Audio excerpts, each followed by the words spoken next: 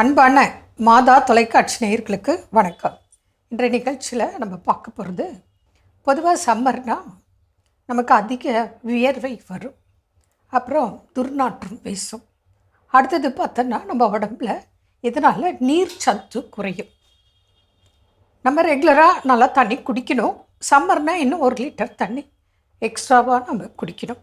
அது மாத்திரம் இல்லை, வேறு என்ன நோய்கள் வரும் அப்படின்னா, நம்ம உடம்புல நீர்ச்சத்து குறைவதினால் ஏகப்பட்ட உபாதைகள் நம்ம உடம்புல வரும். அந்த வகையில் பார்க்கும்போது உடல் உஷ்ணம், கண் எரிச்சல், அடிவயிறு இழுத்து பிடிச்ச மாதிரி சூடு பிடிச்சிடும். அப்புறம் பார்த்திங்கன்னா நீர் சுருக்கு, நீர் கடுப்பு, யூடிஐ ப்ராப்ளம் வரலாம். அதே போல் நமக்கு நீர்ச்சத்து குறைவதினால் உடம்புல ஏகப்பட்ட வியாதிகள் வர வாய்ப்பு உண்டு. அதனால தான் நமக்கு பார்த்தோன்னா வெயில் நேரத்தில் நீங்கள் வெளியில் போவதிக்க அப்படின்னு அட்வைஸ் கொடுப்பாங்க. அந்த மாதிரி போகும்போது, அப்படி இல்லைன்னாலும் சம்மரில் நமக்கு வீட்டிலே இருந்தால் கூட சில பாதிப்புகள் ஏற்படும். ஏன்னா நீர்ச்சத்து உடம்புல குறையுது. அப்போ பார்த்திங்கன்னா பிபி உள்ளவங்களுக்கு, சக்கரை வியாதி உள்ளவங்களுக்கு மேலும் சில பிரச்சனைகள், உபாதைகள் வர வாய்ப்பு மிக மிக அதிகம். அந்த வகையில் பார்க்கும்போது நமக்கு பக்கவாதம் வரலாம், அப்புறம் கிட்னி ப்ராப்ளம் வரலாம், சிலருக்கு ஹார்ட் ப்ராப்ளம் வரலாம். இந்த மாதிரி பல உபாதைகள். அது இல்லாமல் ஜென்ரலாக நமக்கு உடம்பில் அரிப்பு, ஸ்கின் ப்ராப்ளம், ரேஷஸ், அலர்ஜி வரலாம்.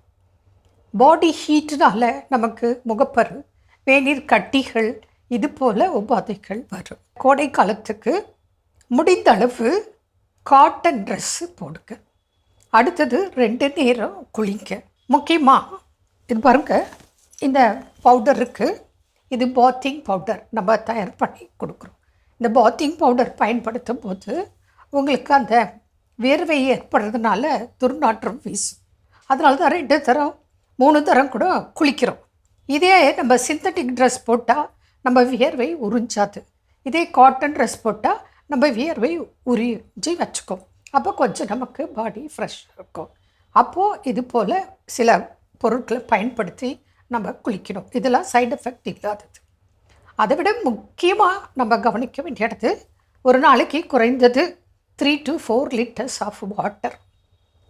முக்கியமாக உணவில் என்ன கடைப்பிடிக்கணும் அப்படின்னு பார்த்தோன்னா, இளநீர், மோர், நன்னாரி சர்பத், மேலும் சீசனபிள் ஃப்ரூட்ஸுன்னு இருக்குது. இப்போ பார்த்திங்கன்னா நமக்காகவே நுங்கு, அதுக்கப்புறம் பார்த்தோன்னா வாட்டர்மிலான், மஸ்குமிலான், மற்ற பழ வகைகள், கரும்புச்சாறு, இப்படி கிடைக்கக்கூடிய பழங்களையும் பழச்சாறுகளையும் உணவில் அதிகமாக எடுத்துக்கணும்.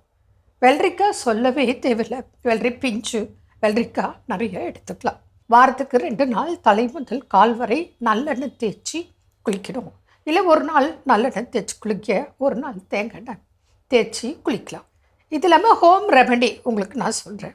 என்ன பண்ணணும் அப்படின்னா, இப்போது சோத்து கத்தாழை வீட்டில் இருந்தால் அதை எடுத்து அந்த ஜெல்லை தோல் சீவிட்டு நடுவில் கிடைக்கக்கூடிய ஜெல், அந்த ஜெல்லை 7 முறை வாஷ் பண்ணணும். அதுக்கப்புறம் அதில் மோர் போட்டு அரைச்சி நீங்கள் குடிக்கலாம். அதில் சின்ன வயசாக இருக்காங்க, எந்த ப்ராப்ளமும் இல்லை அப்படின்னா அவங்க கருப்பட்டி சேர்த்துக்கலாம். இதே டயபெட்டிக் பேஷண்ட் இல்லை ஹைப்பர் டென்ஷன் உள்ளவங்க எதுவும் போட வேண்டாம். வெறும் மோர், சொத்து கத்தாழை ஜெல் அரைச்சி குடிக்கலாம்.